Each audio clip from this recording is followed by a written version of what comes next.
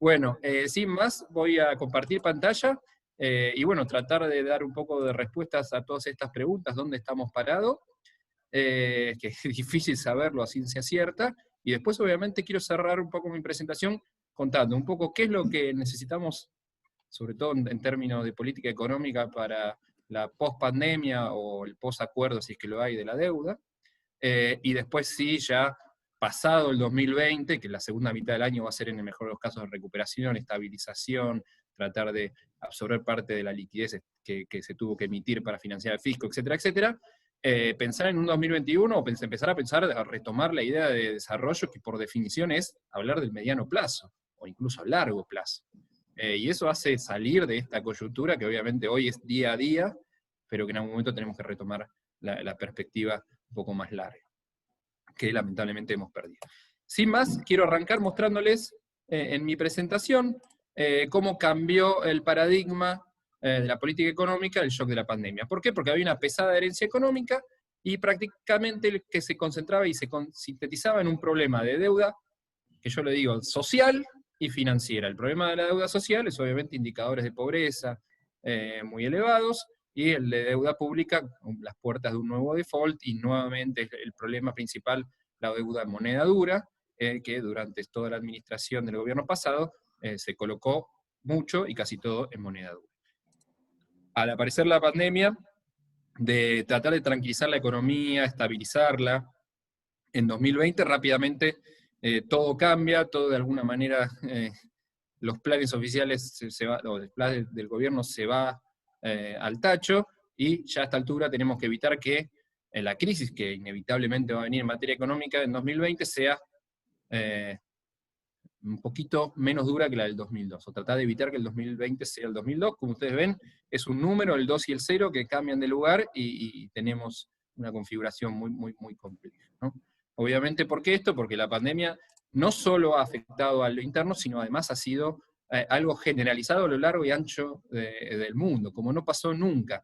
Tal es así que en un momento casi todos los países del mundo estaban en cuarentena, confinamiento, sin mucha actividad económica, y se veía mucha menos polución en todo el mundo. O sea, para darse una idea de lo que sucedió en el mundo, ¿no? Ríos que estaban con menos polución, menos emisiones de gas carbónico, etcétera, etcétera. Bueno, veamos entonces primero el epicentro de las variables financieras a nivel internacional. Acá tenemos el VIX, que mide la volatilidad o el miedo a la incertidumbre en los mercados financieros internacionales, y vemos obviamente un pico en los días post declaración de la pandemia, que fue allá por el 11 de marzo. Después nuevamente una sensación de tranquilidad. Y acá, en este otro gráfico que ven ustedes, color quizás mostaza, está el dólar index, que es el que muestra la fortaleza del dólar. Obviamente, cuando sube el dólar index es que es más fuerte el dólar, y esto sucede siempre que hay mucha incertidumbre. ¿Por qué? Porque ante mayor incertidumbre, la mayoría de las monedas emergentes se deprecia y vamos a lo seguro, al dólar. Y no solo en Argentina, que ya lo sabemos, pero que de recontra de memoria, sino también en el resto del mundo, los bonos del tesoro estadounidense, etcétera, etcétera. Lo interesante es que tanto el pico de incertidumbre, volatilidad financiera, como la apreciación mundial del dólar ya ha cedido mucho. Los últimos días hubo algún riesgo o empezó a haber un poquito más de incertidumbre por esta posible rebrote del COVID en China. Bueno, y en algunos otros, siempre ese temor está, pero la situación está relativamente normalizada. Tenemos, además, que incluso cuando uno ve las principales bolsas del mundo, Standard & Poor's, FTSE, DAX y Nikkei, ya prácticamente después de una caída pronunciada, muy dura, muy parecida a lo que fue la crisis Lehman Brothers, si uno pone ahí, la caída fue muy similar, desde mediados de septiembre de 2008, en los primeros meses la caída fue muy similar entre estas dos crisis, pero a la crisis Lehman Brothers le costó un montón que los activos financieros, en este caso que las bolsas, recuperen el terreno perdido. Acá en menos de 3 meses es como si el coronavirus no hubiese existido. ¿Por qué? Porque todas las bolsas volvieron a foja cero o recuperaron casi todo el terreno perdido. Y es interesante ver también cómo está el mundo, ¿no?, en materia de actividad. Y acá tenemos el Purchasing Manager Index, que es un indicador que se hace a nivel mundial, y tenemos que arriba de 50 hay una probable expansión, o sea que hay órdenes de compra para el sector industrial significativas, crecientes, y abajo de 50 una posible contracción. Fíjese China en enero y febrero ya estaba en territorio negativo, algo que no pasaba en China hace un montón. ¿Por qué? Porque en China el coronavirus, de hecho, apareció a fines del año pasado, y las medidas de contención, o confinamiento, o cuarentena, como las conocemos acá, ya estaban vigentes en enero, febrero, y ya para marzo empezaban a levantarse. Lo contrario el resto del mundo, sobre todo desarrollado, Gran Bretaña, Estados Unidos, Japón, Alemania, con el pico de los contagios y las cuarentenas, sobre todo focalizadas en marzo y abril. Pero ya para mayo, sistemáticamente tenemos no solo a China arriba, o sea, nuevamente la producción industrial en China está creciendo, poquito, pero está creciendo, sino que se va recortando la caída de los países desarrollados como Estados Unidos, Alemania, Gran Bretaña, ¿no? Conclusión, parecería que lo peor en materia de nivel de actividad se dio en abril, sobre todo en el hemisferio norte, en el hemisferio desarrollado, que ya empezó a flexibilizar o quitar las restricciones del confinamiento. También lo podemos ver con el índice de movilidad de Google. Ahí no llega Google en China, pero vemos que respecto de la situación previa a la pandemia, primeros días de marzo y últimos días de febrero, hoy ya la movilidad a nivel global está en torno de un 25% bajo, cuando supo estar más de 40% bajo. Es importante destacar que hoy hay muchas empresas que han limitado la movilidad de sus empleados, pero obviamente están trabajando, porque como ustedes saben, como estamos haciendo ahora, hay muchos, y más en los países desarrollados, que pueden hacer mucho teletrabajo, home office, trabajo remoto, etc. Pero Argentina, fíjense que es una cuarentena que es más dura, fue uno de los no todos los países tuvieron cuarentena total a lo largo y ancho de sus países, algunos fueron más por distrito, por provincias, por el caso de San Pablo, de Brasil, con San Pablo a la cabeza, pero distintos estados teniendo distintas políticas. Bueno, Argentina no solo fue una de las más duras, en términos de tiempo, ya llevamos más que, sobre todo con algunos países de Latinoamérica, ¿no? Pero casi el resto, para 12 semanas estaban levantadas las cuarentenas, o ya se estaba volviendo a la normalidad. Acá no está sucediendo, y además todavía es intensa. ¿Por qué? Porque en la región metropolitana de Buenos Aires se concentra 50% del PBI, más de un tercio de la población, y ahí es donde tenemos, diría, ni siquiera llegamos al pico de contagios, y eso fuerza que la cuarentena se prolongue. Pero lentamente sí, el resto del país, el interior, y después algunas ciudades más pequeñas, y en última instancia los otros grandes centros urbanos con más de medio billón de habitantes, de a poco se van regularizando o terminando la cuarentena. Y justamente, para entender un poco cuál va a ser el impacto en la actividad, concentremos en el frente interno. Y hay dos variables claves que van a definir cuánto vamos a caer este año. Como les decía ya, es obvio que 2020 en ese sentido va a ser parecido al 2002, por una caída muy fuerte del nivel de actividad. Por otras razones, ¿no? La otra fue el estallido de la convertibilidad. Acá tenemos una epidemia, una cuarentena, pero en términos de actividad la caída es muy, muy, muy similar. ¿De qué depende esa caída? En primer lugar, acá, suponiendo que hay un arreglo, salimos de esta situación de default que estamos, bueno, si la cuarentena, que ya estamos en los 3 meses, si se levantara mañana, cosa que sabemos que no va a pasar, pero simplemente para ilustrar el punto, y además hay un canje, en los próximos días finalmente hay un acuerdo con los acreedores ley extranjera, la actividad cae de piso un 8%. Si se extiende un mes más, lo más probable, hasta fines de julio, difícilmente en el AMBA, en la región metropolitana de Buenos Aires, haya flexibilizaciones. De hecho, ahora diría que ante el pico concentrado que se está dando en el AMBA, están aumentando un poco más los controles, más allá de que no se pase nuevamente a una fase 1, es decir, el mayor confinamiento posible, sí, cada vez se está restringiendo más, por ejemplo, el transporte público a partir de mañana, solo para trabajadores esenciales. Los 4 meses se cumplirían el 20 de julio. Ahora, ¿qué pasa si además en el AMBA, donde se concentra 50% de la generación del producto de la Argentina, hay que extenderlo incluso a agosto, ¿no? Por ejemplo, las clases recién a los chicos empiezan en septiembre. Bueno, ahí un mes más de cuarentena, obviamente tiene un impacto adicional en la caída del PBI. Va decreciendo eso porque lentamente en esas cuarentenas se van flexibilizando, pero si dura 5 meses, es decir, hasta el 20 de agosto, vamos a tener una caída muy similar a la del 2002, que fue más del 10%, casi 11% en 2002, la caída del PBI. Ahora, el problema es que todo esto es un escenario feliz en el sentido de la resolución de la ley extranjera, la negociación de ley extranjera. Como ustedes saben, la Argentina desde el 22 de mayo está en default, pero es un default soft, sin consecuencias. ¿Por qué? Porque están negociando, ya vamos a llegar al mes negociando, en default, pero ¿por qué digo es un default suave? Porque ese default no se ha materializado en un reclamo judicial. Por ejemplo, los acreedores de ley extranjera, los bonistas que tienen los bonares, o otros títulos pueden pedir por cross default la aceleración, que es decir, pago anticipado de esa deuda. Bueno, para eso hay un 25% de las tenencias de capital de un bono tienen que ir a un juzgado, ya sea en New York o en otra sede, a partir de ahí se activa y empieza un juicio. Bueno, todavía la Argentina no cayó en un escenario de litigio, por eso decimos que es un soft default. Es más, si hay una negociación y se canjea la deuda, salimos del default y nunca hubo reclamos judiciales.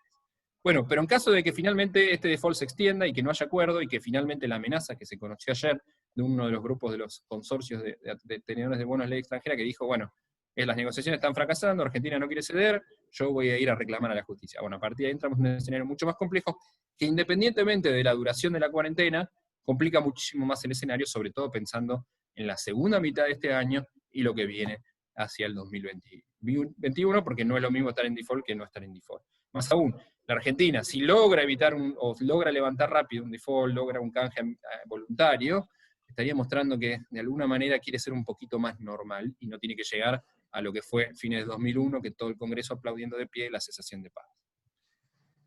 Pero bueno, obviamente, cuando combinamos las variables, el peor escenario posible es default y 5 meses de cuarentena, caída de la actividad más del 12%, supera la caída del 2002. El mejor escenario posible es que la cuarentena se levante mañana, que los picos que el COVID desaparezca y que haya canje. Pero bueno, lamentablemente el escenario más probable es 4 meses, y hoy también estamos entre canje y default, está finito, creemos que son más amenazas que hechos concretos, todavía hay tiempo para negociar y lo más probable es que haya canje, o sea que la actividad va a estar cayendo en torno al 10% este año. ¿Por qué? Porque para el 20 de julio, difícil por el pico que hay en el AMBA, que se liberen las restricciones. Hoy estamos en un híbrido, en el que es probable incluso que el gobierno tenga que extender un poquito más primeros días de fines de julio o primeros días de agosto la cuarentena en el AMBA. Así que probablemente redondeando, estamos pensando en una caída de 10 puntos de la actividad este año, con un escenario que con muchas restricciones, pero finalmente se acuerda. Veamos un poquito y si la tercera va a ser la vencida o no, ¿no? Cómo estamos en el tema, enfrente de la negociación de la deuda. Acá tenemos el valor presente neto de la oferta del gobierno por lámina de bonos de $100, descontado una tasa de descuento del 10%. Bueno, la propuesta inicial del gobierno, allá por el 21 de abril, dijo, bueno, no voy a pagar los globales. Argentina, a partir del 22 de abril, entraba en periodo de gracia, tenía 30 días para regularizar su deuda acá en default, pero el gobierno había ya anunciado una propuesta, que tenía un descuento de casi 60%. Del valor presente neto, porque le daba solo $40, o $41 en este caso, por lámina de 100, eso es lo que proponían. El canje obviamente tuvo muy baja adhesión, menos del 20%, después el gobierno extiende las negociaciones y le pide una contrapuesta a los bonistas. ¿Por qué? De alguna manera, si hubiese el gobierno conseguido 50% de apoyo, no, consiguió menos de 20%. Entonces le dijo a los bonistas, bueno, ¿qué quieren? No, queremos una reducción del valor presente neto, una quita de solo 40%, lo que estamos pidiendo es una contrapropuesta, $60 por lámina de 100. Bueno, una brecha significativa. Nueva oferta ya en default la Argentina a partir del 22 de mayo, pero mostrando acercamiento, mostrando buena voluntad, se extendieron las negociaciones, los acreedores no empezaron a pedir la aceleración, o no fueron a cortes extranjeras a pedir la aceleración. Bueno, el gobierno hace una oferta, $47-48 por lámina de 100, no se movieron demasiado los bonistas, todavía una brecha importante. El 1 de junio, a pedido del gobierno, el FMI dijo que la nueva oferta del gobierno era sostenible, pero tenía un margen muy acotado para incrementar pagos a los acreedores privados, como para decir, bueno, miren, no le pidan mucho más a la Argentina, no se puede mover mucho más, van a tener que bajar sus pretensiones. En vez de 60 por lámina de 100, o una quita de 40, van a tener que extenderse a algo más parecido a una quita de 50. Bueno, el 17 de julio, finalmente ayer se presentó la tercera oferta del gobierno, que es 52 cuando se incluye el cupón, ahora ya no es cupón de PBI, sino cupón exportaciones de bienes, que es un beneficio que se activa o se gatilla solo si las exportaciones de bienes en Argentina crecen significativamente. Pero el gobierno con lo que se llama endulzante, logra, por un lado, que si la propuesta oficial esté por debajo de los $50, pero si se evalúa positivamente esta opción, que es este cupón de, no PBI, sino cupón de exportaciones, en caso de que se gatille esto, va a valer un poquito más la oferta del gobierno, lo que pasa es que es contingente a lo que pase con las exportaciones. Pero ya, fíjense, Argentina se fue moviendo, del 41 al 52. Y el problema es que esta tercera propuesta, ayer, recibió un golpe duro. Hay un grupo de consorcios, son 3 grandes consorcios que nuclearon alrededor del 50-60% de las tenencias de la deuda ley extranjera. Hay 2 que todavía siguen firmes en 60 y hay uno que ya aceptó 55, que está muy cerca de la propuesta oficial. Pero ayer se ha tensado la situación, el gobierno dice que no se quiere mover más, los acreedores no se quieren mover más, y ahí estamos. La propuesta de los de 60 además tienen que incluye el cupón de PBI, acá está el que incluye el cupón de Expo, ya con un grupo estaríamos muy cerca, 52 es la oferta, ellos piden 55, estaríamos realmente solo $3 de diferencia por la mina de 100. Veremos qué va a pasar, esto va y viene, y ahora, como toda negociación, un día parece que todo sale bien, un día parece que todo sale mal, no hay que guiarse tanto por eso, pero bueno, mañana vence la propuesta del gobierno, vamos a ver si se extiende nuevamente una semana, o ya se presenta la oferta final, pero bueno, vamos a tener 1 o 2 semanas más todavía de idas y vueltas. Bien, importante esta slide porque les quiero contar un poco que lo que está en canje de la deuda pública ley extranjera no es todo lo mismo. Hay un poco más de $40.000 millones que son bonos Indexure 2016, es decir, que fueron emitidos bajo el gobierno anterior, el gobierno de Mauricio Macri, con cláusulas de acción colectiva que son más beneficiosas para el gobierno. ¿Por qué? Para el sector público argentino, ¿no? Para el Tesoro Nacional. Porque si se consigue un 66% de aceptación agregada del canje y un 50% de mínimo de cada una de las series de bonos, los 21 bonos que están en el canje, se puede aprobar, se accionan las cláusulas de acción colectiva. ¿Y qué significa que se gatillan las cláusulas de acción colectiva? Que si vos eras parte de un tercio o un tenedor de bono ley extranjera argentina con Indexure 2016, que es decir, con ley 2016, con las condiciones de 2016, no puede ser holdout, porque en el prospecto del bono dice que si el gobierno consigue 2/3 partes y un mínimo de 50% de cada una de las series, el canje automáticamente se aplica para todos. Entonces no hay holdout, se canjea el 100%, te imponen a la fuerza, pero legalmente, el canje, y se canjea el 100%, escenario exitoso, salimos del default. Ahora, ¿qué pasa si no se alcanzan las cláusulas de acción colectiva? Bueno, el problema ahí el gobierno puede decir, bueno, declaro desierto y sigo negociando a una nueva propuesta, pero esto extiende los plazos, o hace un canje parcial. ¿Cuál es el problema del canje parcial? Por ejemplo, si solo que se consigue el 50% agregado de estos bonos, ley extranjera, particularmente con condiciones de Indexure 2016, va a haber holdouts. Y esos holdouts pueden ir al tribunal, ley extranjera, y pedir cobrar el 100% del capital en forma adelantada, anticipada. Y ahí la Argentina entra en un escenario en que quedan holdouts, como le pasó quizás al gobierno kirchnerista, que en 2005 no habían cláusula de acción colectiva y en 2010 no, y recuerden que recién cuando asume Macri cuando paga el juicio de Griesa, a los holdouts termina cerrándose el default de fines de 2001. Bueno, el problema es que también están bonos reestructurados de Indexure 2005, que son alrededor de 23.500 millones. Y acá sí, las cláusulas de acción colectiva protegen más al inversor. ¿Por qué? Porque para que haya un canje exitoso, para que se gatillen las cláusulas de acción colectiva, 85% de los tenedores tienen que dar la aprobación al canje, y además, o sea, estoy diciendo que el 85% de los tenedores de esos 23.500 millones tienen que decir que sí, que aceptan el canje en forma voluntaria, y tener un mínimo de por cada una de las series, acá tenemos par y discount, no hay muchos bonos más, pero ley New York y ley europea, son 4, tienen que tener por lo menos el 66%, 2/3 partes de cada uno de par, el discount en cada una de las 2 legislaciones. Para que se gatille. Si se alcanzan, se canjea el 100%, escenario exitoso. Si no se alcanza, nuevamente desierta, va a una nueva propuesta, o un canje parcial que genera holdouts.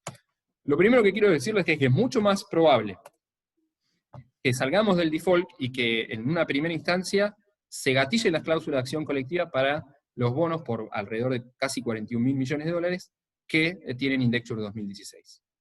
Eso es más fácil de lograr, y como los globales 2021, 2026 y 2046, el pago de intereses de esos 500 millones de intereses que no se pagaron son justamente de bonos Indexure 2016, si vos haces un canje parcial, pero lográs que se le active las cláusulas colectivas a los Indexure 2016, te sacás $41.000 millones de encima, lo canjeás por nueva deuda y salís del default.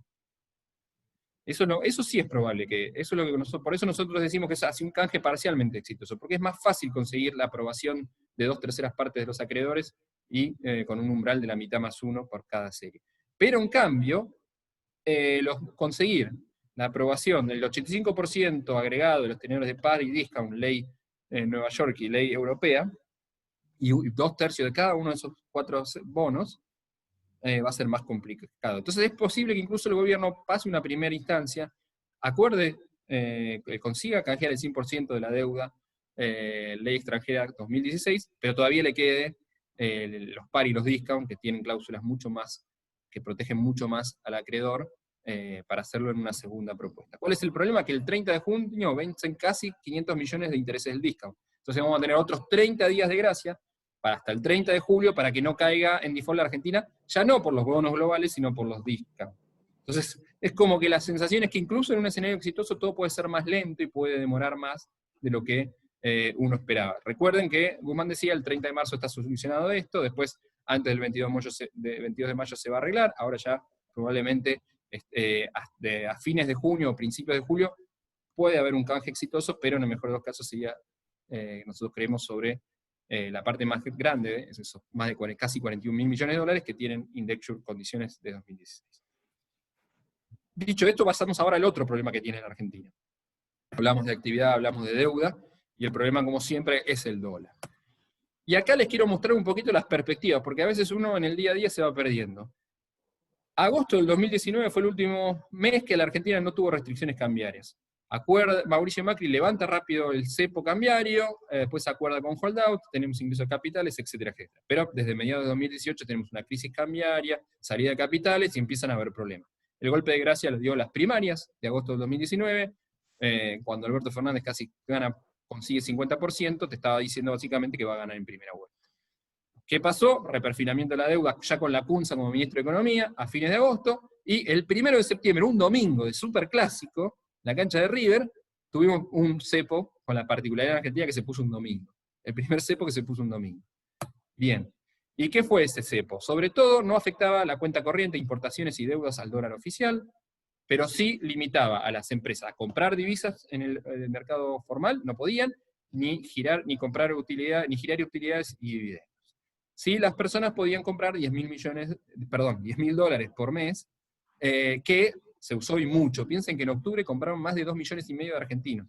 No todo el límite, pero compraron dólares en el mercado oficial, que era todavía permitido. ¿Por qué? Porque se sabía que después iba a haber más restricciones, no menos. Y dicho sea de paso, gana Alberto en primera vuelta, a fines de octubre, Sandleris, presidente del Banco Central de Mauricio Macri, tiene que reforzar el cepo, y ahí vemos cómo ya la brecha empieza a agrandarse, solo 200 dólares por mes para las personas humanas. Las empresas siguen sin poder acceder para la cuenta capital, para girar utilidades o atesorar dólares en el mercado formal. En el mientras tanto, lo que se fueron viendo es cómo vemos las reservas netas del Banco Central, que eran superiores a 25.000 millones de dólares, vemos cómo empiezan a bajar. ¿Y qué es lo que empieza a subir? La brecha cambiaria. A pesar de todas estas restricciones, recién en noviembre y diciembre, con una liquidación excepcional del agro, de exportaciones, ahí, ¿por qué? Porque sabían que había ganado Alberto Fernández, y lo más probable es que se venían retenciones, entonces mejor exportar antes. Recién ahí se había detenido la sangría de reservas netas del Banco Central, pero ya por debajo de los 15.000 millones de dólares. Y la brecha se empezaba a consolidar en torno del 30%. ¿Qué pasó con este nuevo gobierno? Tenemos el impuesto país, que no es una restricción, pero sí es un impuesto a, sobre todo, la compra de servicios en el exterior, turismo, dólar tarjeta, etcétera, un 30% de recargo, en algunos casos un poquito menos. Y además, a las personas que querían comprar 200 por mes en el mercado oficial, además también tienen que pagar ese 30%. Entonces se lo encareció un poquito, se lo restringió un poquito más, pero por el lado más de los impuestos. De hecho, las importaciones de bienes se siguen haciendo todas al tipo de cambio oficial. La brecha ya consolidada con un piso de impuesto país del 30%, arriba del 30%. ¿Qué pasó en abril y mayo? Volvió la tendencia decreciente de las reservas netas, sobre todo en mayo, y la brecha se disparó. ¿Por qué? Recuerden ustedes, Argentina no tiene acceso al financiamiento, no tiene una moneda confiable. La única forma de financiar el déficit creciente para atender la pandemia y el desplome de la actividad, el desplome de los ingresos del sector público nacional, fue la emisión, no quedó otra. Bueno, esos pesos la gente en algunos casos compró bienes y en otros compró dólar, y dólar, ¿dónde se puede comprar? En el paralelo. Allá se fue bruscamente.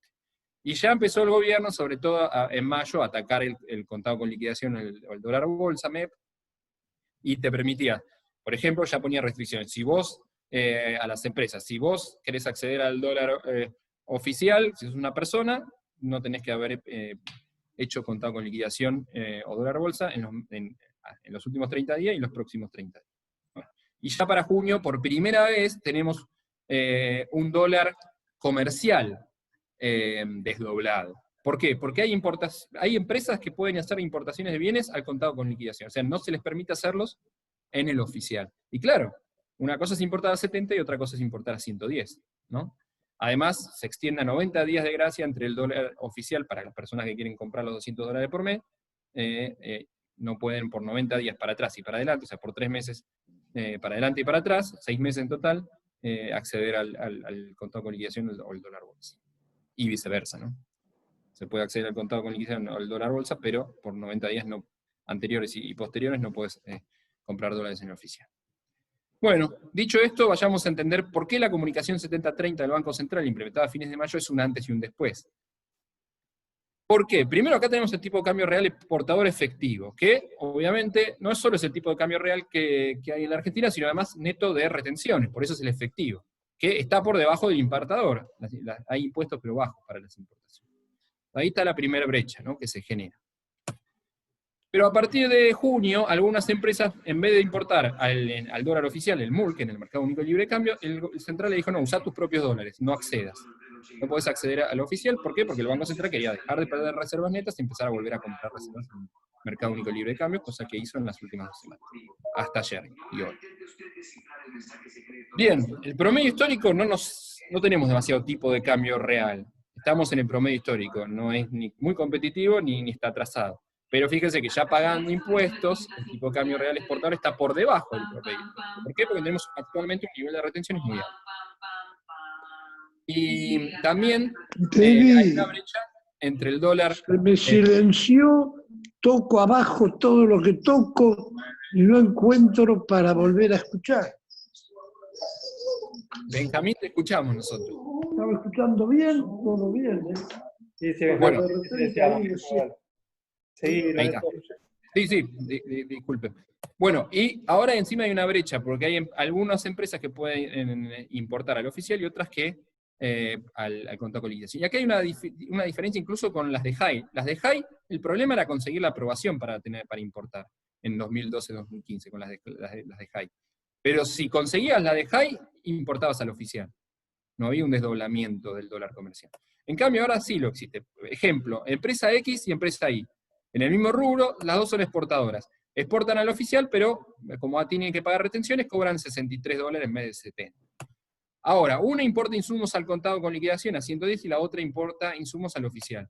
Hay una brecha productiva fenomenal para que, si yo importo al contado con liquidación y exporto al oficial, estoy liquidado, menos exportación. Hoy la empresa X deja de exportar y perdemos exportaciones en este momento tan crucial de la Argentina.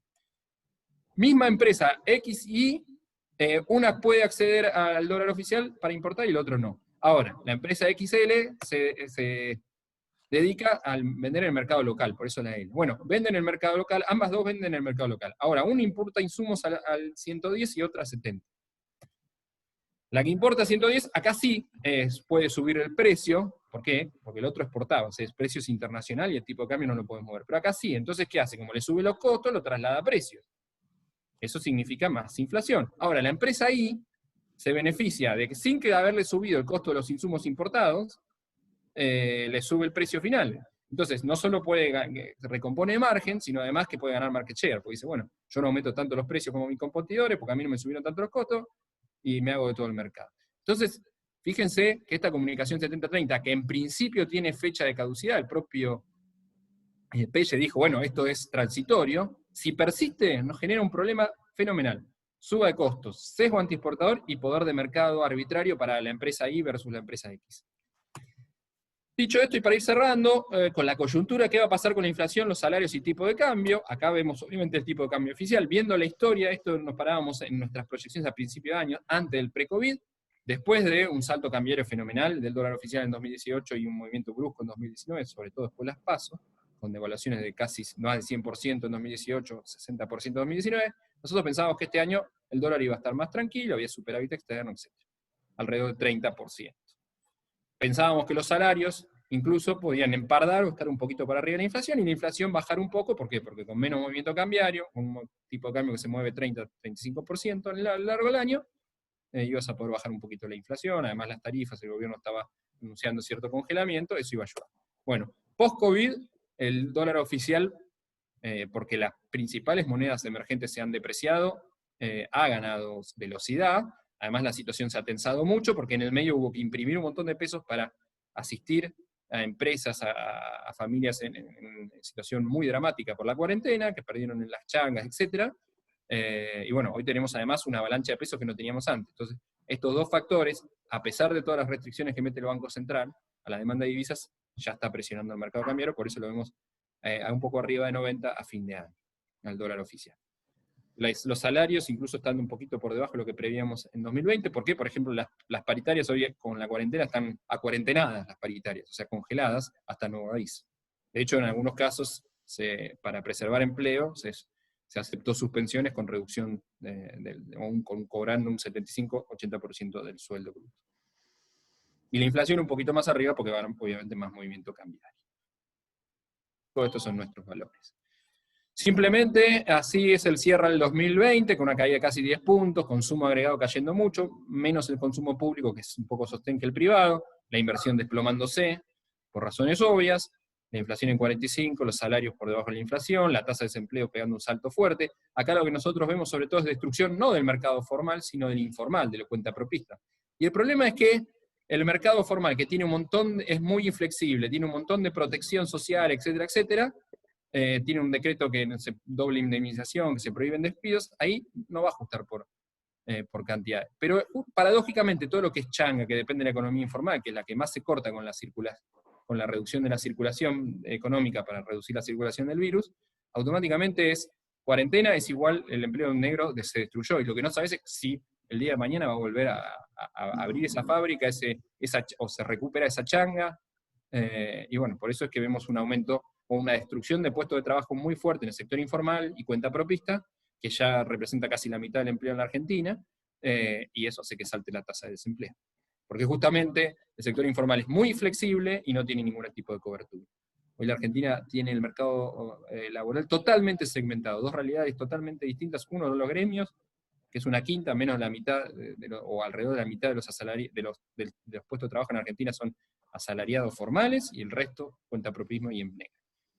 Tipo de cambio ya hablé, un superávit comercial elevado y un déficit primario de casi 6 puntos, después de que el año pasado teníamos medio punto de déficit nomás, dejó el gobierno de Mauricio Macri. Parte de esto es por medidas transitorias, como el IFE, el ATP, que aumentarían el déficit transitoriamente. El año que viene probablemente van a bajar. ¿Qué va a pasar el año que viene? Bueno, justamente, ya para ir cerrando, la clave del 2021 es qué esquema de política económica va a adoptar el gobierno. Y acá lo que faltan es sobre todo certezas. Tarde o temprano puede durar un mes más, 2 meses más, la cuarentena será en primavera, será en agosto, y la reestructuración, esta negociación chicle puede extenderse un poquito más, pero tarde o temprano vamos a tener algún tipo de solución de estos problemas, ¿no? Se va a levantar la cuarentena, y para bien o para mal, la reestructuración sale o no sale, pero se termina. Y ahí lo que el gobierno necesita hoy, más que nada, con urgencia, es dar certezas. Porque hoy el gobierno está generando incertidumbre. Poner cada vez más trabas al dólar oficial, al mercado cambiario oficial, lo hace cada vez menos relevante. Si ya parte de las importaciones son al paralelo, están haciendo que el paralelo gane volumen. Entonces, ¿cuándo y cómo van a flexibilizar las restricciones? El gobierno habla de que van a flexibilizar las restricciones, y hasta ahora viene poniendo cada vez más restricciones. Y sabemos que llega un punto en cuando ya no es normal, normal. Tenemos muchas experiencias en Argentina de tener dólar financiero y dólar comercial, pero desdoblamiento del dólar comercial, uno a 110 y otro a 70, eso es ya bastante más anómalo y mucho más complicado, ¿no? Por el sesgo, sobre todo antiexportador, que genera. ¿Cuál será el tipo de cambio real efectivo del sector exportador a la salida de la pandemia? El real depreció un montón. La Argentina hoy está haciendo, el Banco Central está haciendo un crawling peg a la inflación. No está perdiendo competitividad con respecto al... O sea, el dólar se está moviendo oficial en línea con la inflación. Eso está bien, no es que se está acumulando mucho atraso cambiario. Pero no tenemos un nivel de tipo de cambio competitivo, y además, el problema es que la mayoría de los países de la región, sobre todo voy a hablar de Brasil, nuestro principal socio comercial, sobre todo las que le vendemos valor agregado, industria, arrancó el año con un real a 4 por dólar, casi 6 en el peor de la crisis, y ahora están en 5. Pero Brasil hizo un ajuste de casi 25 puntos de su tipo de cambio real, o sea, se depreció. Como nosotros solo seguimos al dólar, no nos encarecimos con el dólar, pero nos encarecimos respecto a Brasil. Entonces, la sensación es que la Argentina tiene muy pocas reservas netas, tiene un tipo de cambio real efectivo levemente por debajo del promedio histórico, y además ahora se quedó rezagado sobre todo con nuestro principal socio comercial. Recuerden que la convertibilidad termina de romperse cuando Brasil devalúa en el 98, y no lo seguimos obviamente. La emisión es desestabilizante, lo dijo el propio Guzmán. Y de entrada del gobierno subía impuestos y aumentaba el gasto social, pero decía, no se puede seguir con la política de ajuste del déficit primario, pero tampoco se puede aumentar el déficit primario porque no hay fuentes genuinas para cubrir ese financiamiento. Y la emisión es el desestabilizante. Bueno, hubo que emitir porque no quedaba otra, porque si no había un estallido social. Perfecto. Cerran las empresas, las familias no tenían que comer. Bárbaro. Ahora, ¿qué política de absorción va a tener el Banco Central post-cuarentena? ¿Por qué no habla el Banco Central? ¿Por qué no tranquiliza un poco? Porque eso es importante para anclar las expectativas. Sobre todo en un país en el que es tan dólar friendly, o sea, ante cualquier incertidumbre, duda, vamos al dólar. Es casi el deporte nacional. Desequilibrio fiscal, también es importante. ¿Se vuelve a un mínimo déficit primario tras confinamiento, como a principios de mandato, como le había dejado Mauricio Macri, o como el plan original de Guzmán? ¿O ahora se va el déficit a 6 puntos y el año que viene sigue el ATP, sigue el IFE, y estamos 3, 4 puntos de déficit? Bueno, eso es clave también, porque una cosa es tener un déficit fiscal alto, transitorio por la pandemia, emitir mucho durante esos periodos, y después empezar a absorber el Banco Central, y tener una política fiscal mucho más prudente después de la cuarentena, es decir, ya después de la cuarentena el Tesoro deja de pedir la asistencia en pesos al Banco Central. Bueno, ahí es una cosa el problema, pero si el Banco Central trata de absorber, pero por otro lado sigue el desequilibrio fiscal, y sigue necesitando el Tesoro que se emita para financiar ese déficit fiscal, bueno, cada vez es más inestable la economía. Riesgo inflacionario hay muchos, como decía, emisión, controles de precios. Los controles de precios sí, funcionan en corto plazo, pero después generan, o tienden a generar desabastecimiento, y ahí sí la inflación se va a cualquier lado, porque ya la gente corre con los pesos a comprar mercancía. Importaciones al dólar paralelo, también un impacto en precios puede tener fuerte, sobre todo en la medida que la comunicación 70-30 del Banco Central, que parecía que era algo transitorio, accede a junio, julio, agosto, etc. Alivio de la deuda pública en moneda dura. ¿Para qué lo va a usar el gobierno? ¿Para sostener atraso cambiario y tarifario y ganar las elecciones 2021? Bueno, todo político quiere hacer eso, pero digo, poco alivio sería si volvemos a repetir los errores del pasado, ¿no? Aprovechemos si llega a haber un canje exitoso que nos alivie el tema de la deuda pública en moneda dura para hacer algo distinto. Acá lo más importante para toda economía, ¿qué incentivos habrá para invertir y hacer negocio? ¿Cuál va a ser el rol del Estado? Ruido innecesario de Vicentín. Suficientes problemas teníamos. ¿Para qué estamos hablando de Vicentín en este momento? En fin. ¿Cuáles son los drivers de la recuperación y el crecimiento genuino? ¿Qué modelo de país vamos? Y justamente lo que sí puede hacer el gobierno no sabe cuándo va a levantar la cuarentena, porque no se sabe qué va a pasar con el COVID. Pero podría resolver el tema de la deuda. Podría no meter ruido innecesario como el de Vicentín, que es un golpe duro a las expectativas, sobre todo porque una semana antes se juntaba con los principales empresarios de la Argentina y les decía una cosa que no esperen nada raro, y a la semana aparece con este proyecto de expropiación. Y ya a esta altura se necesita un plan. Guzmán dijo, no, bueno, primero acordamos la deuda y después hacemos un plan. Bueno, ahora después de todo esto, tiene que ser explícito ese plan económico o modelo, lo que quieran, pero para reducir la incertidumbre, para que el sector público no sea un factor propagador de la incertidumbre, sino que dé algunas certezas. Bien, y dicho esto, ya para ir cerrando, mi última slide es esta, pero es muy interesante. Objetivos para el desarrollo. Bueno, la pospandemia va a durar. Vamos a tener una recuperación que puede ser rápida, puede ser un poco más lenta, nos puede llevar al segundo semestre del año que viene y el primero, 12 meses, 9 meses, un poco más, poco menos, pero ya se supone que para cuando estén las elecciones legislativas, las elecciones de mitad de término, ya tendremos que empezar a pensar en otra cosa. ¿Y cuáles son los objetivos para el desarrollo? Y acá me gustó mucho una nota que escribió Martín Rapetti, colega que conozco y admiro mucho, hace poco en Clarín, un consenso antigrieta propuesto por Martín Rapetti, como diciendo, los economistas también tenemos una grieta, no nos ponemos mucho de acuerdo en las cosas. Pero ¿cuáles son los pilares del desarrollo o los errores que no tenemos que repetir, casi pensándolo por la negativa? La restricción externa es claramente un factor que siempre coartó el crecimiento o el desarrollo. Siempre chocamos de alguna manera con la restricción externa. Nos quedamos sin dólares. Hubo que poner restricciones. Bueno, ¿Y qué hay que hacer para mejorar la restricción externa? Sobre todo promover el sector transable, que es un poco más. Rapiti habla de exportar más, pero yo creo que es más, es promover el sector transable.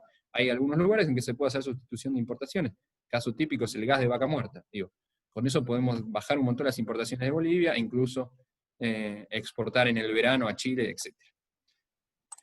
Desequilibrio fiscal, deuda, moneda dura. Yo creo que la restricción externa es incluso peor para la Argentina en términos de crecimiento y desarrollo, o más relevante que el desequilibrio fiscal. Pero también hay consenso que el desequilibrio fiscal, una economía no puede tener todo el tiempo desequilibrio fiscal porque termina en la emisión, o particularmente asociado con la restricción externa, endeudamiento moneda dura que después hay que devolver, y como no aumenta tus exportaciones, no tenés capacidad de devolver esa deuda en moneda dura. Este ciclo ya lo repetimos 3 veces. Finales de los 70, con la tablita de Martínez de Oz, atraso cambiario sostenido con endeudamiento externo, entonces cada vez teníamos más déficit de cuenta corriente, en un momento dejan de entrar los capitales, y necesitas que haya entrada de capitales, hay reversión de capitales, ¿y qué pasa? Te lleva rápidamente una devaluación, para corregir el déficit externo de la cuenta corriente, la cuenta comercial, y después muchos episodios te pueden generar o dejar al borde del default. Problemas de deuda de los 80. Esto se repite en la convertibilidad. Endeudamiento externo que te hace que haya más atraso y que termina ya con un colapso de la convertibilidad, pero en última instancia, ¿qué fue el colapso de la convertibilidad? Una devaluación, que obviamente hizo que el ratio de deuda-producto, que estaba en dólares a 1:1, cuando el dólar pasó a 4:1, automáticamente hubo que derogar la convertibilidad y era lo mismo que declarar el default. Y así fue. Y con Mauricio Macri, otro ciclo de endeudamiento externo con atraso. En 2017 estaba todo bien, Macri iba a ser reelecto, en 2021, en 2019, nueva normalidad de la Argentina, ahora sí, esta vez sí, salimos, crecemos, bueno, lo mismo que siempre. Salida de capitales a mediados del 2018, a pesar del Fondo Monetario, el salvataje, etcétera, devaluación, y nuevamente a las puertas de un default. De hecho, entramos, quizás temporariamente o no, pero hoy estamos nuevamente en default con esa deuda. Y el otro problema también que está ahí es la elevada presión tributaria, un Estado pesado y poco eficiente. Lo vimos con la pandemia. Tratan de hacer el ingreso familiar de emergencia, que es una medida muy buena, y pagarle, pero cuando tienen que pagar con ANSES, mandan a los jubilados cuando reabre la cuarentena, los bancos, todos juntos, a aglomeramiento de jubilados en los cajeros, termina renunciando o lo termina sacando a Banol, y digo, Estado pesado y poco eficiente, sabemos. Por algo hay que tener educación privada, seguridad privada, es porque la seguridad pública, la educación pública falla. Entonces, bueno, ahí hay mucho que cambiar. Y además, sobre todo, la ecuación que está mal es mucha presión tributaria y un Estado que, bueno, si yo tengo los servicios públicos de Noruega o países escandinavos, bueno, bienvenidos a la presión alta, pero estamos en el peor de los mundos. Y después, el otro gran punto, gran problema, sin moneda doméstica sana, ni ahorro doméstico. Digo, el peso no es confiable. ¿Por qué? Porque inflación y devaluación ahuyentan ahorro en pesos, siempre es generado desconfianza, ya se ha convertido en un deporte nacional, hace más de 40 años comprar dólar en la Argentina, o ladrillo, son nuestras dos opciones básicas que limitan el riesgo a la exposición en pesos, y además la dolarización mata crédito y mercado de capitales locales. Es muy difícil, si todo el tiempo la gente está comprando dólares, lo está poniendo a caja de seguridad, sacándolo del sistema financiero, entonces el sistema financiero local es prácticamente transaccional. Digo, tengo una cuenta en pesos, pero para hacer transacciones, y no ahorro, que bueno, que el ahorro es necesario para dar crédito, para promover inversiones, que es lo único que en última instancia ayuda a mejorar la productividad y a que un país crezca sostenidamente. Y simplemente para ir cerrando, quizás lo más controvertido lo dejo para el final, y tiro algunas ideas más concretas de esto, ¿no? Y acá, ¿cómo se promueve el sector transable? Para mí, Roberto Frenkel lo dejó bien claro: tipo de cambio real, competitivo y estable. No hay mucho que decir. Si tenés un tipo de cambio real alto, te incentiva las exportaciones, te desincentiva las importaciones, te favorece la sustitución de importaciones, es más barato producir acá que importarlo, y eso automáticamente te da aire. Además, si vos tenés un sector transable pujante, tenés inversión extranjera directa, y eso empieza a mover y a generar mejoras de productividad.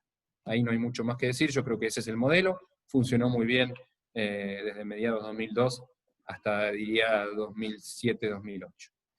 Exportar más, acá es interesante, derechos y reintegros. Hay que tener una política interesante de derechos y reintegros. Yo creo que el tipo de cambio real, por ley, lo tendría que sostener el Banco Central arriba del promedio histórico, para que no haya dudas. No volvamos al atraso cambiario que tanto daño nos ha hecho. Pero después hay que tener una política de derechos y reintegros. Derechos, por ejemplo, el agro sí es un sector que con un nivel de retenciones, y por ejemplo en la actualidad sigue siendo rentable.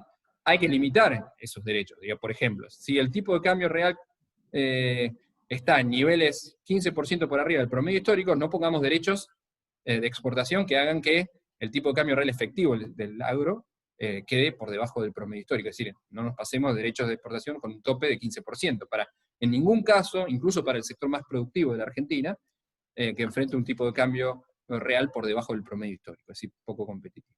Y con reintegro vos podés hacer lo opuesto, fomentar algunas exportaciones en los sectores estratégicos, servicios, turismo, software, digo, hay ahí mucho por hacer. En materia fiscal, bueno, el equilibrio fiscal, digo, tarde o temprano lo tenemos que entender, por lo menos equilibrio primario, ¿no? Ha habido muchas leyes, mucho se ha dicho de esto, pero nunca las cumplimos.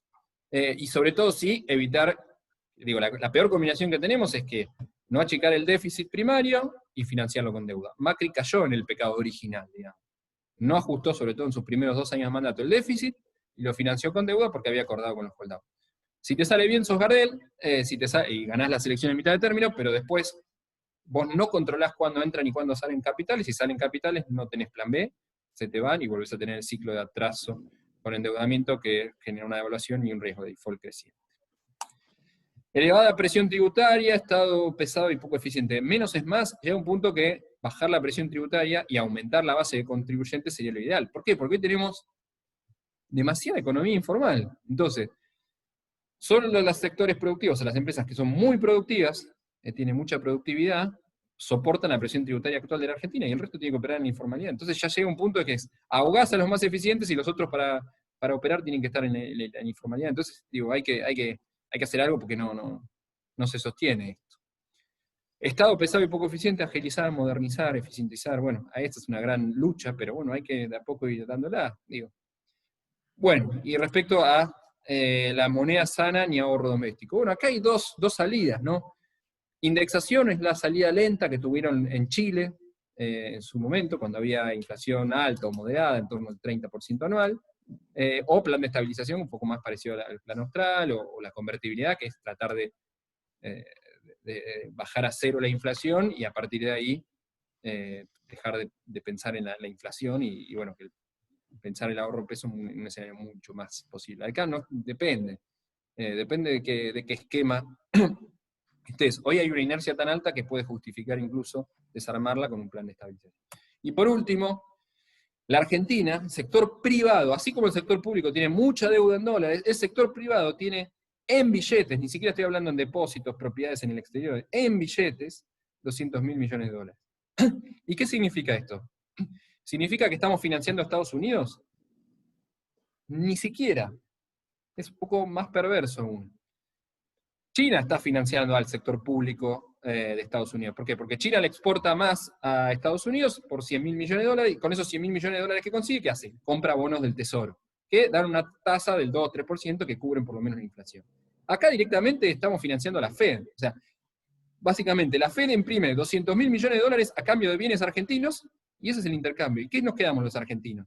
Le dimos 200.000 millones de dólares en exportaciones de bienes y servicios a Estados Unidos, y nos quedamos con 200.000 millones de billetes, físicos, billetes que tenemos en la caja de seguridad, en el zapato, en el colchón, cuando en el mundo hay inflación del 2-3%, o sea que son billetes que encima se desintegran, o que la carita de Washington se va haciendo más chiquita o más grande, según, y después te cuesta incluso colocar esos billetes, porque a veces son generaciones y generaciones que van ahorrando, y bueno, todo eso es lo que estamos haciendo. Entonces, hoy tenemos un fondo anticíclico fenomenal, tenemos la Argentina, a pesar de que uno dice, bueno, pero la deuda pública argentina es enorme. Bueno, pero tenemos más, tenemos una posición inversora acreedora, es decir, tenemos más tenencias de títulos en moneda extranjera de lo que tenemos de deuda. Y particularmente tenemos ociosos, 200.000 millones de dólares. ¿Por qué digo ociosos? Porque son fondos que los tenemos perdiendo 2-3% contra la inflación todos los años. ¿Y cómo canalizamos eso? El día que canalicemos eso, la inversión en Argentina, la inversión productiva, digo, la Argentina va a cambiar. Tenemos ahí, el sector privado tiene ese fondo anticíclico. Cuando hay tranquilidad, cambian los dólares, compran autos, compran inmuebles, y se reactiva todo, digamos.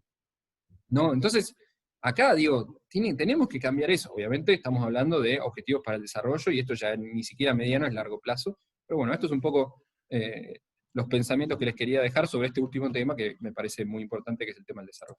Muchísimas gracias. Bueno, muy bien. No sé, Sebastián, vos vas a conducir el uso de la palabra. Sí, pero por supuesto la tenés vos primero si querés comentar algo o preguntar algo.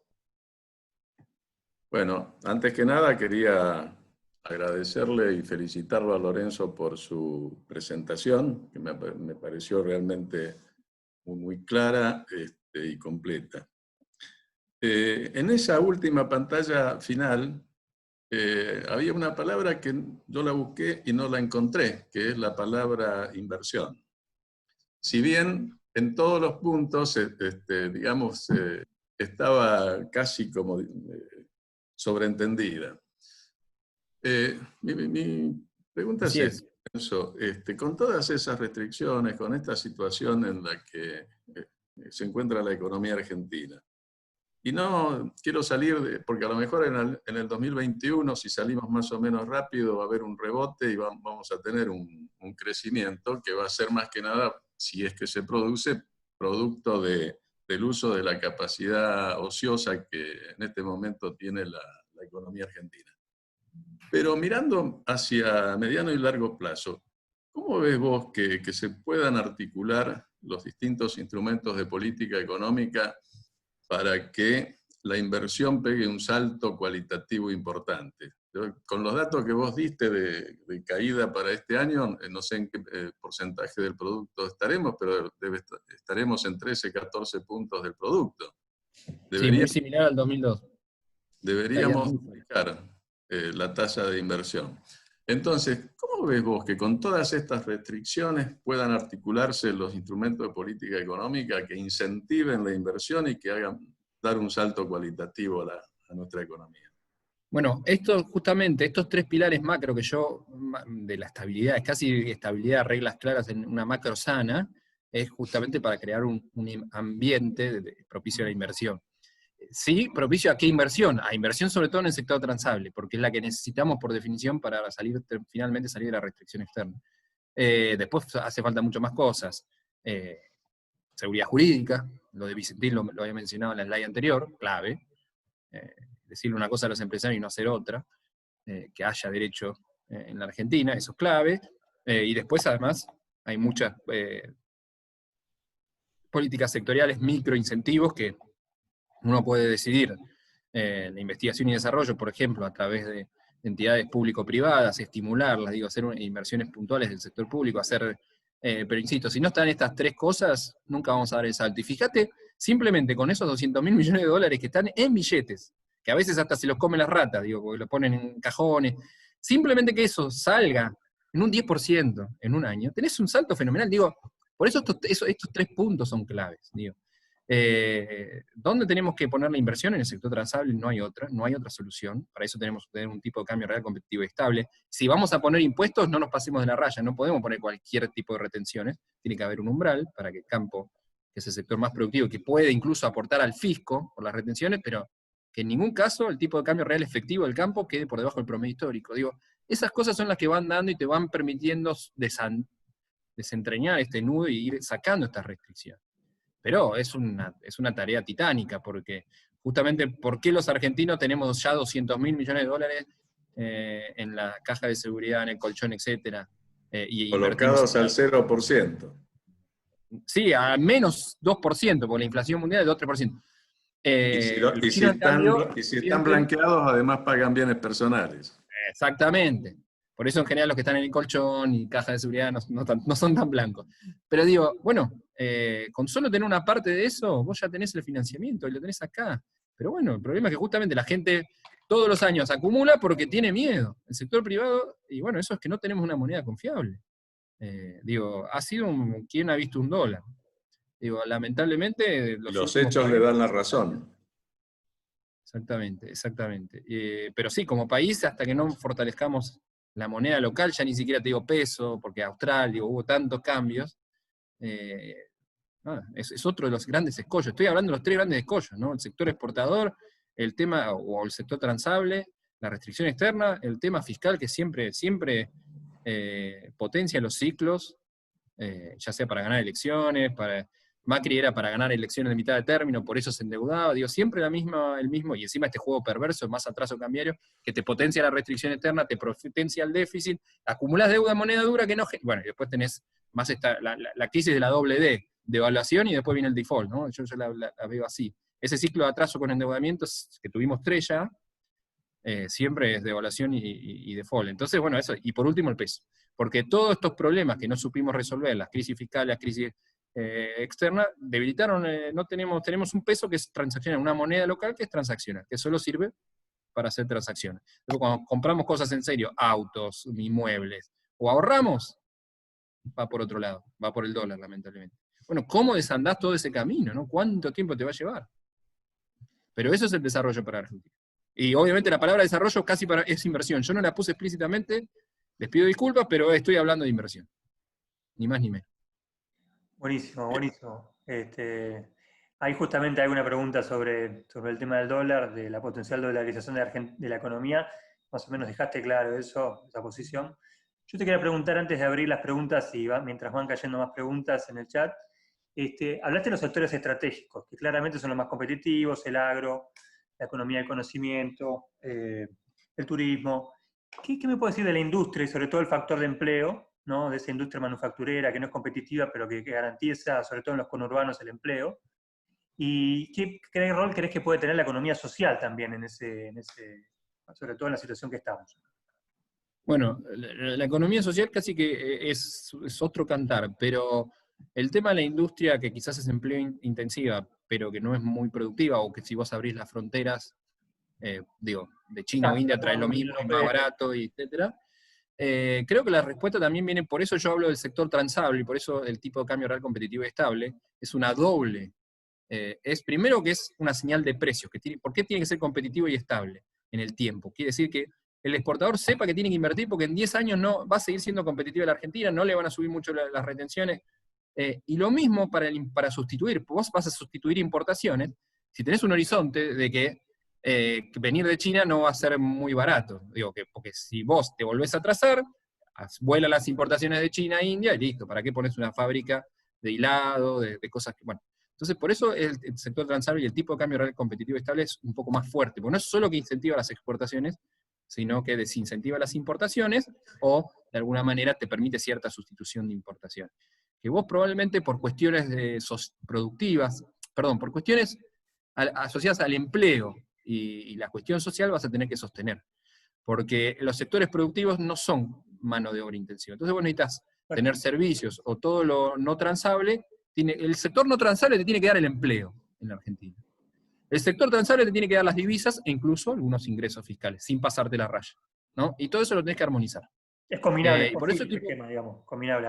Por eso el tipo de cambio real competitivo estable funciona. Y después ya la economía de la subsistencia social, ahí ya está tan degradado el aparato productivo, la sociedad lamentablemente la foto es tan terrible para la Argentina, tenemos tanta pobreza intergeneracional, que es una forma de incluir a esos sectores que no tienen educación, que pueden hacer changas de una forma un poquito mejor. Pero ya es un problema más social aún, político y de inserción que hay que resolver. También acá, inversión en educación, ¿no? La educación tiene que ser más igualitaria, sobre todo ante esta situación y esta Argentina tan dicotómica, y un mercado laboral tan dispar, tan distinto el formal que el informal con propisto, la educación pública tiene que ser lo más igualadora que nunca.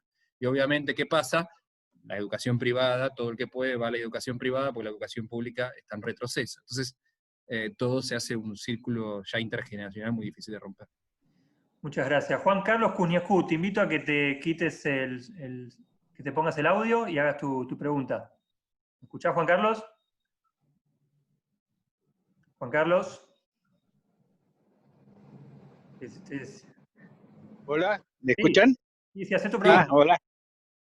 Hola, buenas noches. Lorenzo, muchas gracias. Me preocupa el hecho de que hablamos de las inversiones de esos 200.000 millones de dólares, suponiendo que hubiera alguna cosa, una posibilidad, sería, no sé, lógico que alguien, o el gobierno en este caso, o los bancos, o quien sea, ofrezcan, por decir un ejemplo, el 100% de rentabilidad en plazo fijo. De pronto la gente, por ganar una cantidad enorme de dinero, podría sacar de las cajas y de las cajas fuertes y de las cajas de seguridad, todos esos fondos de los cuales estás hablando vos. Sería una cosa lógica que la mayor tasa le permita volcar ese dinero a inversión, no sé, en bienes muebles o lo que fuere. A ver, primer punto, la historia argentina es que año a año ese stock de billetes va aumentando, entonces puede haber alguno que venda, pero hay más que compran. O sea, y hoy tenés la particularidad que la tasa que tenés que dar de interés es muy alta, ¿por qué? Porque primero hay brecha. O sea, si yo deposito mis dólares en el banco, automáticamente los tengo, primero si estuviesen en blanco, ¿no? Si fuesen billetes que yo tengo en blanco, ¿no? Para salvar ese punto. Si fuesen en blanco, el primer punto es que al depositarlo en el banco, lo que se rige es al oficial. Cuando yo sé que si lo puedo vender afuera, al paralelo, al dólar bolsa o al informal, tengo una brecha de 50, 60, 70 puntos, bueno, depende de lo que vaya. Entonces la tasa de interés que te tiene que ofrecer tiene que ser realmente grande. Y después la verdad que hoy, hasta cierto punto, hoy ¿qué proyectos de inversión hay? Hoy está todo paralizado, digo, hoy sería una inversión financiera en todo caso. Digo, yo no importa. No es que no importa, pero digo, hoy no, pero sí para la recuperación y sobre todo para el desarrollo futuro. Que eso sea, ¿por qué la inversión productiva? La inversión productiva es, digo, la inversión financiera, digo, la verdad no nos ha dado resultados. El empleo, la generación de empleo y las cuestiones sociales se resuelven con inversión productiva. No, bueno, inversión no reproductiva puede ser, un mix es ladrillo.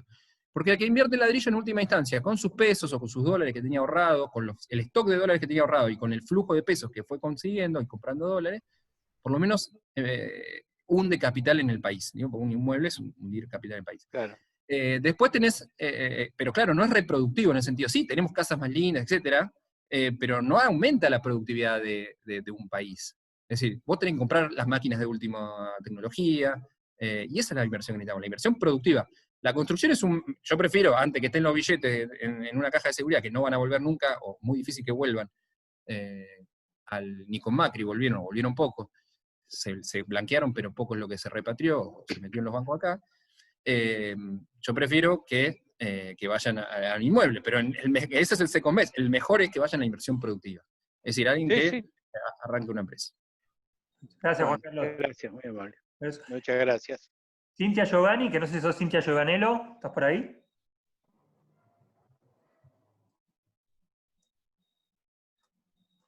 Bien. Hola. Hola, Cintia. Bueno, mi pregunta... Sin querer, Lorenzo, perdón. Hacé tu pregunta, Cintia, hola. Sí, hola.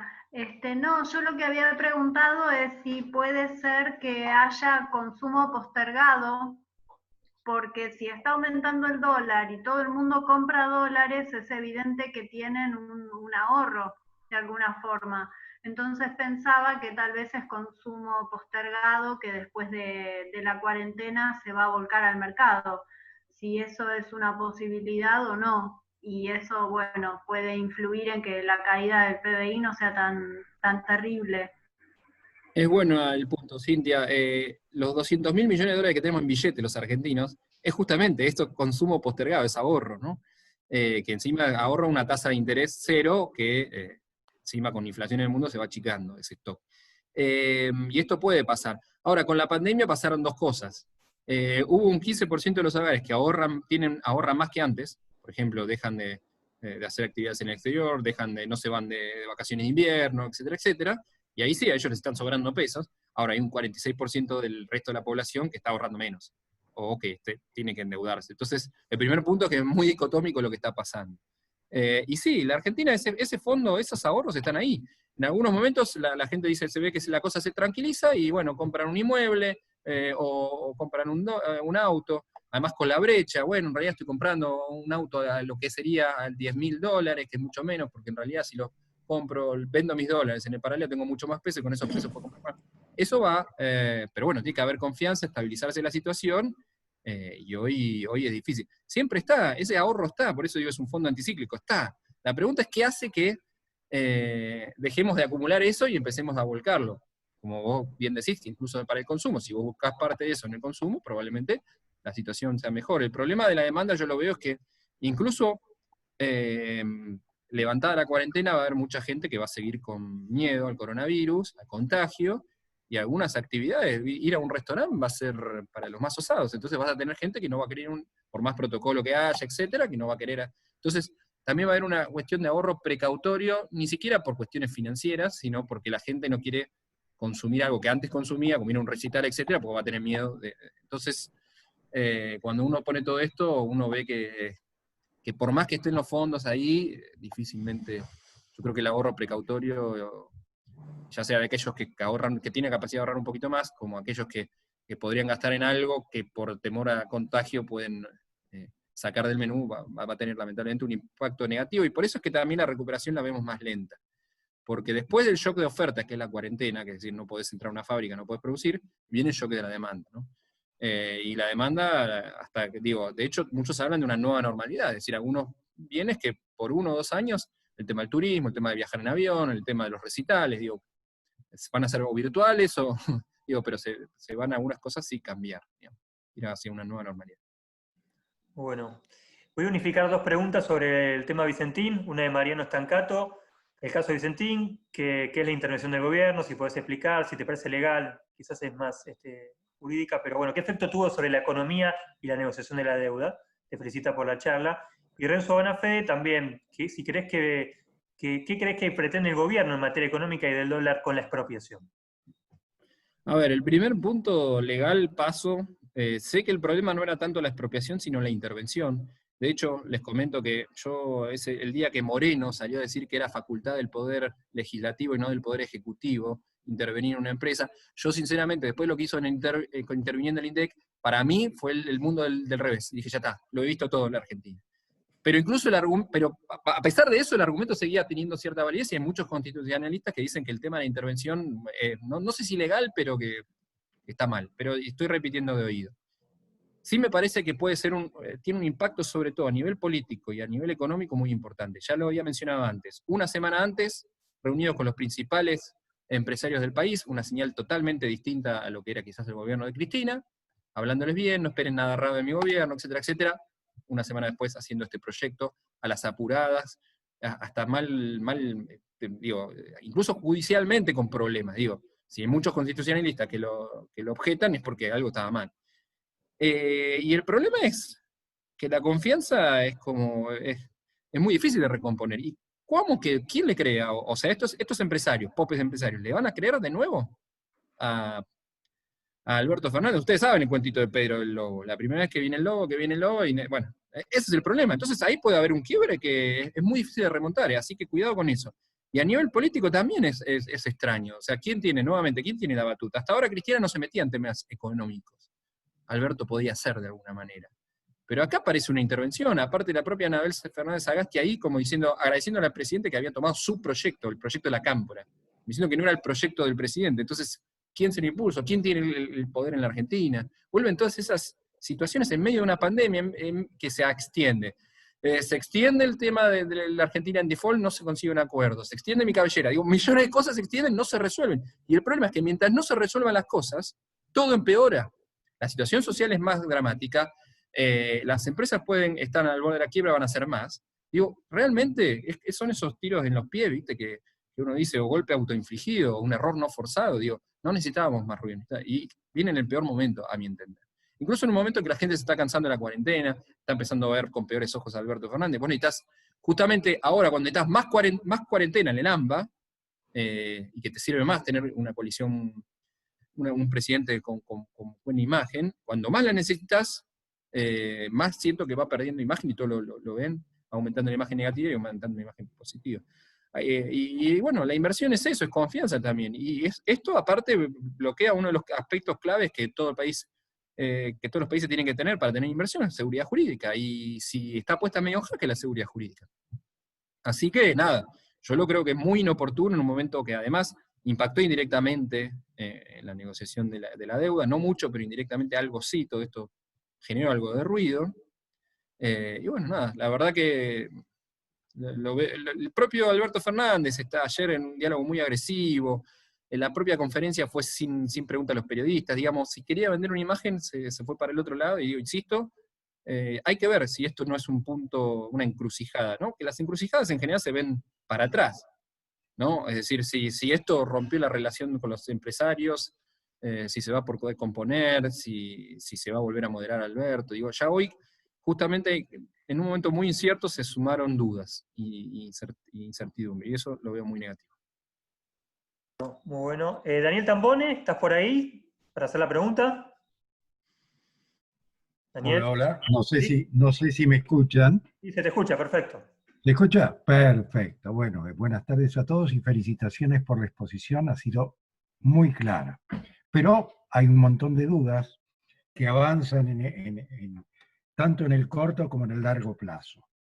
Y en relativamente corto plazo nos encontramos con que hay una emisión monetaria gigantesca, y quería saber dos cosas. La primera de ellas, ¿tú crees que se va a poder reabsorber parte de esa liquidez que se ha generado en este plazo?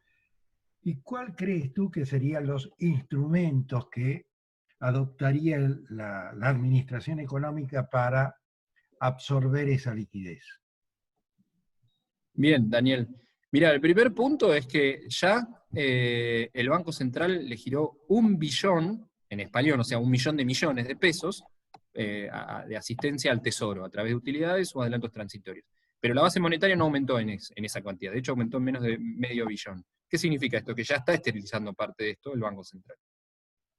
Eso lo entendió el Banco Central, sobre todo se asustó cuando la brecha se iba para arriba, las tasas en pesos habían quedado muy bajas, entonces, bueno, tuvo que salir a absorber, eso levantó las tasas de interés en pesos, y hizo que invertir en un plazo fijo no sea ya una locura, digo, que haya algún tipo de mínima pseudo rentabilidad. Pero esto sigue porque la cuarentena se extiende, porque también en junio, también en julio, entonces vos vas a tener quizás otro medio billón de pesos de emisión para asistir al fisco, entre junio y julio, y bueno, entonces, y ahí puede también parte el Banco Central esterilizar, volvieron las LELIC, digo, las LEVAC, o sea, y uno puede apelar a la creatividad, a pases, digo.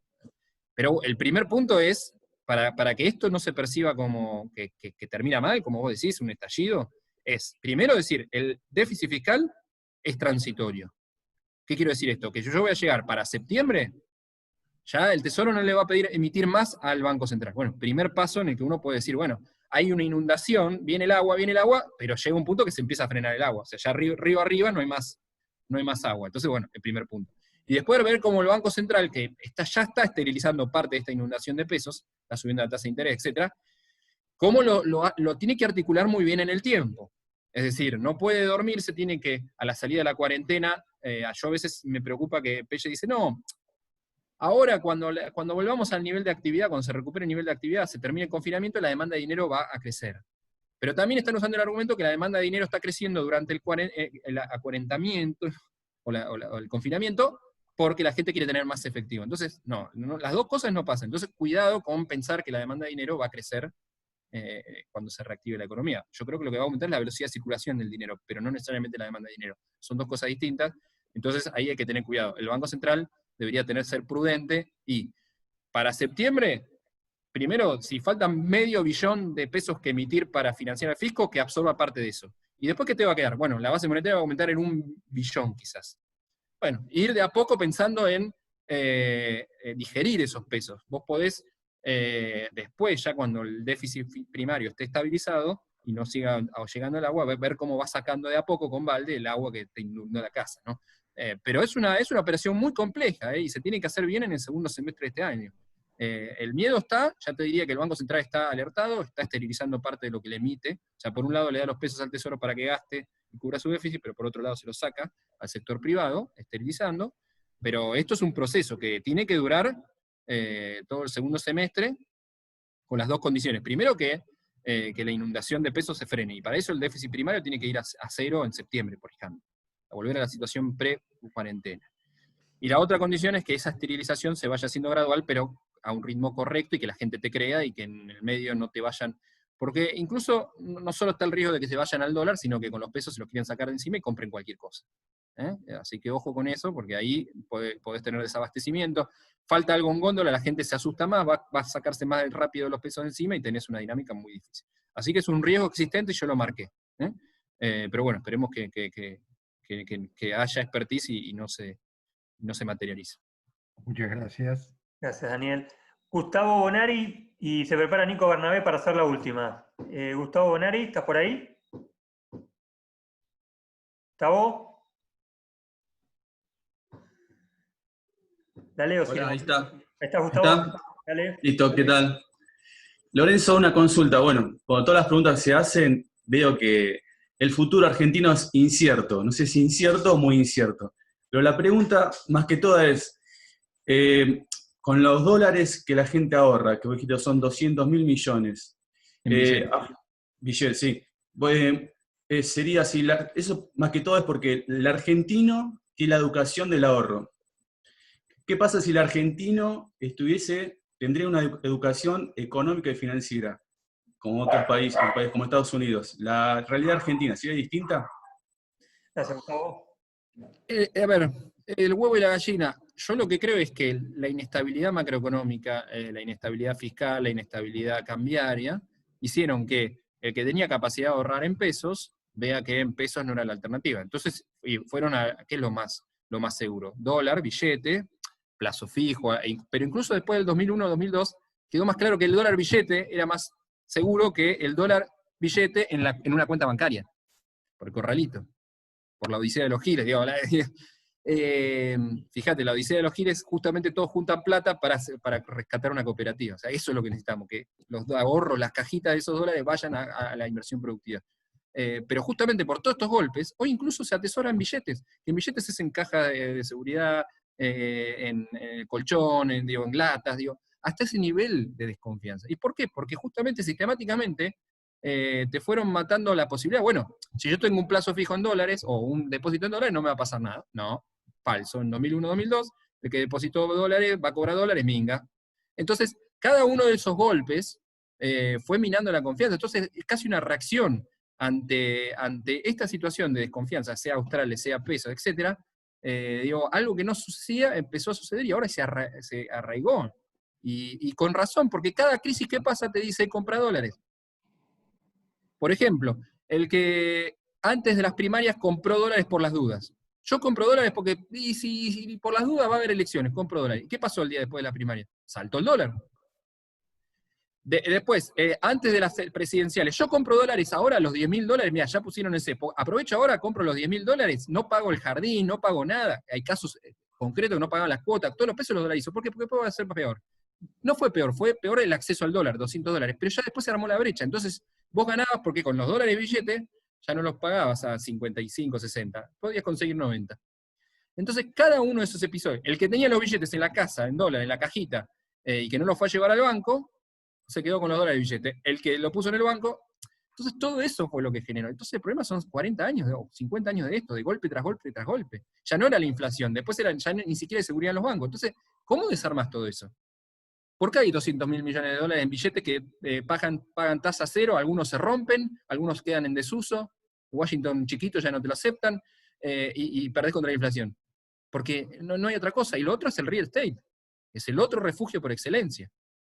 Fíjate que en la Argentina tenés una particularidad, que los precios de las propiedades prácticamente no bajan en dólares. ¿Por qué? Porque la gente dice, bueno, esa es mi forma de ahorrar, yo ahorro en y dice, bueno, pero tenés poca renta alquilando. No importa, yo con eso me pago, se pagan las expensas del edificio, y cada tanto hago algún gasto para repararlo. Y yo tengo el capital hundido ahí. Es poco líquido, pero no pierdo en dólares.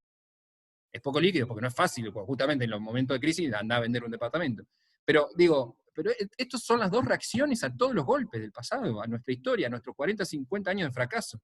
Si el PBI per cápita, como decía Rapetti, en 2020 va a ser lo mismo que en 1974, pero encima en 1974 teníamos 7% de pobreza y ahora tenemos 40% de pobreza o más, eso es piso, es que no solo no crecimos, sino que además la distribución fue muy desigual. Y en todos estos golpes hay un sector que tiene capacidad de ahorro, que tiene esos 200.000 millones en dólares en billetes, que está ahí. Y bueno, ojalá que algún día sea como la odisea de los giles, no digo que se la afanen a nadie, pero que terminen comprando esos dólares la cooperativa y poniendo en inversión productiva. El día que nosotros hagamos eso, pero eso no se dice jamás del día de la mañana, no se hace por decreto, necesitas mucho tiempo. Perfecto. Gracias. Gracias, Gustavo. Nico, ¿estás por ahí? Sí, estoy acá. Bueno, gracias Eva, gracias Lorenzo, muy claro. Yo quería repasar en una de las filminas que pasaste, hablaste en una proyección de déficit de casi el 7%, y también comentaste, respondiendo a alguna pregunta, que lo que había que hacer era reducir eso a 0 para poder también deslindar un poco el rol del Banco Central financiando al fisco. Teniendo en cuenta las grandes cargas fiscales y los gastos por los cuales está haciendo el Estado Nacional, muchas veces realmente necesario, ¿cuán factible vos crees que es de bajar de 7% a 0 en poco tiempo? No, la respuesta no es factible. Sí, perdón, Nicolás. No, y la segunda, también hablaste de que comparto, de sostener un tipo de cambio real alto como pilar del desarrollo, ¿no?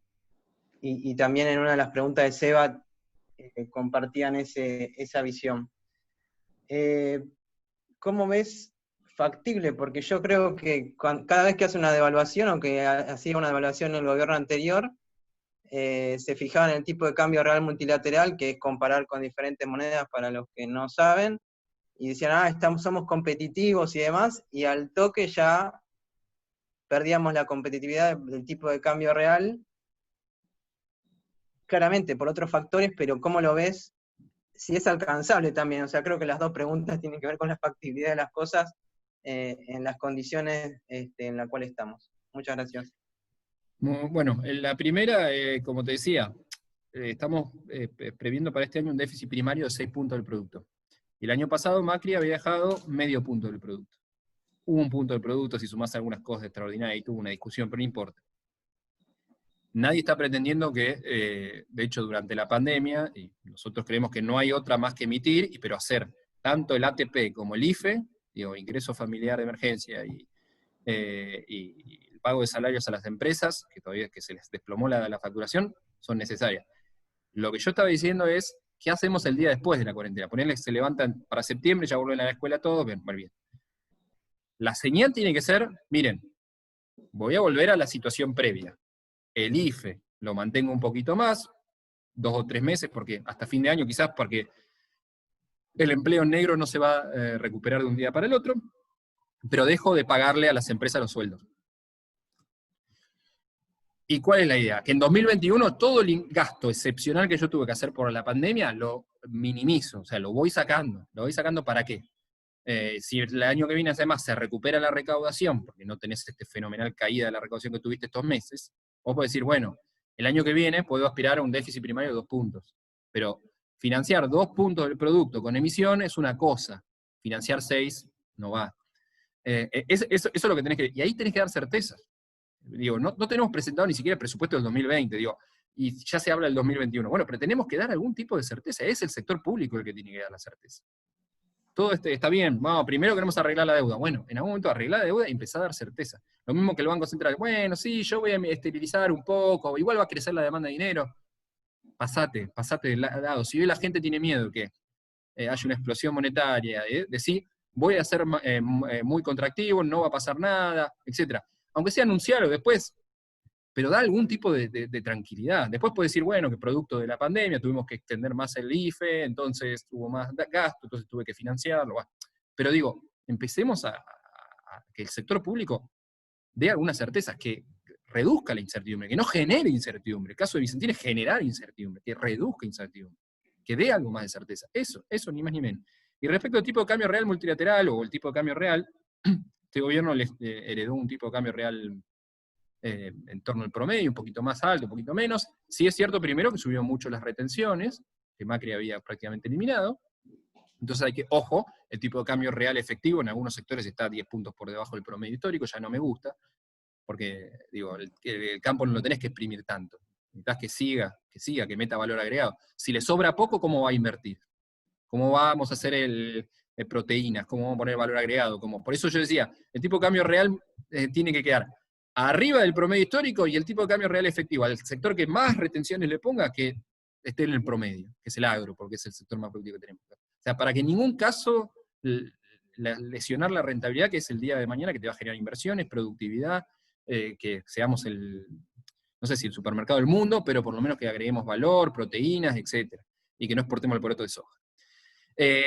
Como el tema que vos decís es, mirá, Mauricio Macri llegó a tener un atraso cambiario significativo, y las correcciones cambiarias muy dolorosas del 2018 y del 2019, con ajuste fiscal, hicieron que el tipo de cambio real vuelva a estar por arriba del promedio. Es cierto, la inflación te va comiendo la ganancia cambiaria, pero fíjate que incluso este gobierno ya tuvo una pauta, dijo, bueno, yo voy a indexar el tipo de cambio oficial a la inflación para que no volviera a perder, no volviera a generar atraso cambiario.